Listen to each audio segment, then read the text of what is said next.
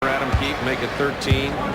Adam Keefe missed most of training camp. As you look at Dominique Wilkins on the bench, missed most of training camp and got off to a very slow start. He was the Hawks' #1 draft choice and has been heavily criticized, frankly. People have said, you know, was he really a #1? Should you have taken him that high? Should you have taken Harold Miner? Should you? But Adam Keefe is showing that he can become a competent NBA player. Well, he was an outstanding college player at Stanford and did a terrific job in that West Coast Conference. Now, his points were always there, his rebounding, but what's happened here is he kind of gets like out-muscled and outsized by the first-team power forwards that he must match up against. Nice pass. Stripped away by Mays. Bulls continue to control. Scotty said, how about my pass off my knee? There's another offensive board, another one. Another. And the Bulls toying with Atlanta now. 6:40 to go in this game. 106-75. 108-75. Trent Tucker looking lively tonight. And the much maligned Bulls bench really come in here to play as well as the starters tonight. There's been no deficiency from the Chicago game. Terrell missed the finger roll. Brewer with the offensive board and the putback.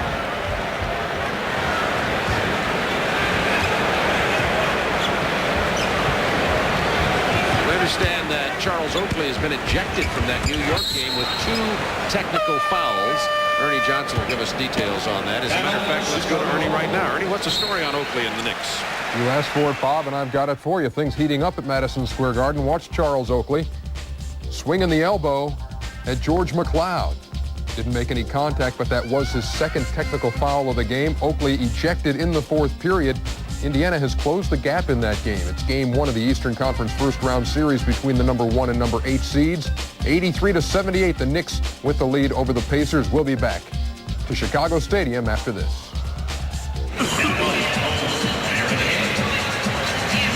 And the Phoenix Suns, the team to beat in the West, take on the Lakers in game 1, round 1 of that Western Conference series. Ron Poole and Dick Versace will have you. Tomorrow, Gary Bender, Doug Collins will be in Cleveland for New Jersey and the Cavs, and Hubie and I will be flying to Houston. 108-77 here in Chicago. 6:03 to go. The Bulls have made a clear and definitive statement about lively legs, not tired, ability to play defense, offensive rebound, and in fact defend their crown here in this game tonight. Now remember, they're doing this to a team that they were 2-2 with this season. We're down in game 4 by 17 points in Atlanta in the last quarter. Pippen wins the game with a 3, or they would be 1-3 at the end of the season versus the Atlanta Hawks. 3 to shoot. Another offensive board till Henson stole it. Ahead to Graham.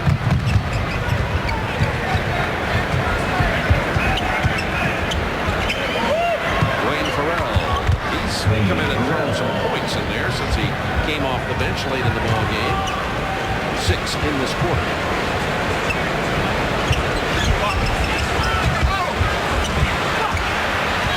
Graham, Henson, and Travis Mays run. Bulls back quickly. 108-79, Chicago. Coming up next, Phoenix entertains the Los Angeles Lakers. Most people think it's Phoenix, Seattle, and Houston as the 3 top picks in the West. Do you tend to agree with that? Well, I feel that they're the heavy favorites. 2 of those 3 should get to the Western Conference Final. But that's why we play the games. We have upsets because you cannot forecast injuries to key people. Now, that's what we mean right here. Now, here is an injury. Now, you hate to see this happen at any time. Now, right now, he's down. He's in a lot of pain. There was a collision. He got tangled up right as they crossed over half court, and he's down. This young man is a major, major player for the Chicago Bulls. He's had a sensational season as a backup center as well as big forward. He plays 19 minutes a game. He gets them 6 points. plus he gets them 6 rebounds a game. And he's one of those kind of guys. He was not drafted coming out of the University of North Carolina. He came here for a guaranteed sum of money, so they offered it to him to get him into their training camp. And he just pushed aside many players here who had bigger reputations, long-term contracts, and more money. Look here at the Scott Williams injury, Hubie. Looks like he took 2 hits. Right. Now keep an eye right there. That's the first one where now he will trip and fall. Now watch as Mays comes back. He steps right on the ankle right there. We're going to give you another angle so you can see it. Now remember, he's already going down. Now keep an eye on the step right on the ankle right there. And Williams with 6 points, 8 rebounds, and 3 blocks out of the game. We'll give you a report as to what we have when we find out about his condition. Let's go to Ernie Johnson in Atlanta. All right, thank you, Bob. More bonus coverage now from Madison Square Garden. The Knicks with a 9-point lead, about 5 minutes to play. Let's turn it back over to Al Trautwig and John Andres. Cost Mason a foul. 5 minutes and 10 seconds remaining in the fourth quarter here at Madison Square Garden in New York. Al Trautwig in for Marv Albert along with John Andres, Bruce Beck, and Walt Frazier. Pacers has cut the one-time Knick 19-point lead to 5. But now the Knicks have put together a mini run. John Starks' three-pointer just a moment ago, giving him 14 points on the game. And the Knicks once again a 9-point lead. Pacers have played tough in this second half. Rick Smits and Patrick Ewing both with 4 fouls as they guard each other. This will be a foul on Doc Rivers of the Knicks. That'll be his third. Doc Rivers is agreeing more with the officials' calls these days, Al, if you notice. Most of the season, Doc had a problem agreeing with the official when a foul would be called, but now he's very cooperative. I'm sure that's one of the things that came up in the Knicks pre-playoff camp in Charleston. Let's turn the other cheek. Unfortunately, that's something that Charles Oakley of the Knicks couldn't do tonight.